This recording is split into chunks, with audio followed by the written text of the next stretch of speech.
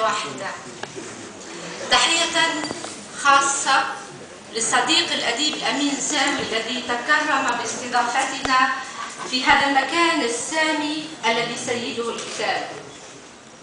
وقبلها أخص بالتحية الغالية الدكتورة يمنى العيد التي رعت هذه الجائزة منذ ولادتها الأولى، وتحل ضيفة لأول مرة على الجزائر.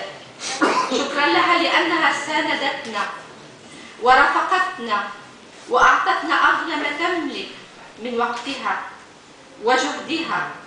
مرحبا بها في بلدها الجزائر. حتما غدت مناسبة هذه الجائزة إحدى مواعيد الجميلة معكم.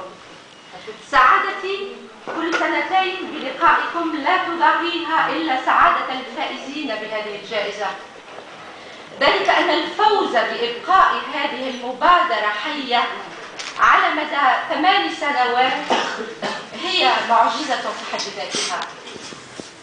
يعود الفضل فيها بالدرجة الأولى إلى امرأة أعطت من جهدها وأعصابها ووقتها الكثير لإنقاذ هذا المشروع.